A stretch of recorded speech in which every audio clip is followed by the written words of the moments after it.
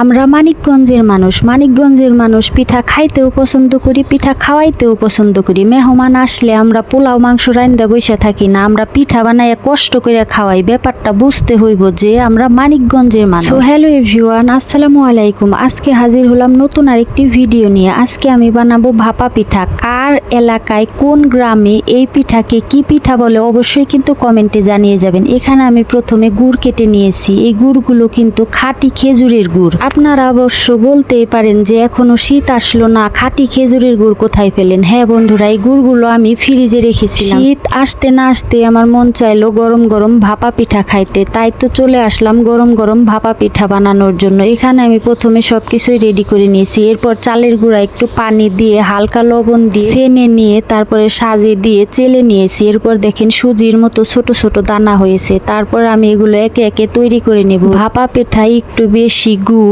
আর বেশি করে নারকেল দিয়ে গরম গরম ভাপা পিঠা কিন্তু আমার খেতে অনেক ভালো লাগে। চুলার পাড়ে বসে আগে ছোটবেলায় মা দাদিরা পিঠা তৈরি করতো, আর আমি চুলার পিঠে বসে এই গরম গরম ভাপা পিঠা খাইতাম আর বলতাম আমাকে একটু বেশি করে নারকেল দিয়ে আর গুড় দিয়ে একটা পিঠা বানাই দাও। একটা পিঠা কিন্তু তখন খাইতে পারতাম না, অনেক বড় বড় পিঠা তৈরি করতো। আর এখন আমাদের এই যুগে আইসা আমরা কিন্তু ছোট ছোট জিনিস তৈরি করি। দেখেন এইভাবে ছোট ছোট পিঠা তৈরি করতেছি। আমি আজকে কিন্তু অনেক ছোট ছোট সাইজের পিঠা তৈরি করতেছি, যে পিঠা এক একজনে একটা দুইটা তিনটাও খাইতে পারবে, সেই জন্য আমি ছোট ছোট করেই তৈরি করতেছি। এখন আর বড়র দিন নাই, এখন আর কেউ বড় পিঠা তৈরি করে না। এখন সবাই কিন্তু এরকম ছোট ছোট ভাপা পিঠাই তৈরি করে, আমিও সেই জন্য ছোট ছোট করেই তৈরি করতেছি। আগে ছোটবেলায় দেখতাম মা দাদিদের কলসের ভিতরে পিঠা তৈরি করতো, তখন তো বুঝতাম না, বলতাম কলসে ছাড়া মনে হয় এই ভাপা পিঠা হয়ই না। আমার মতো কে কে কলসে তৈরি ভাপা পিঠা খেয়েছেন অবশ্যই কিন্তু কমেন্টে জানিয়ে যাবেন। একে একে সবগুলো পিঠা আমি দিয়ে দিলাম, এরপরে ঢাকনা দিয়ে ঢেকে দিলাম। ছোটবেলায় যদি মা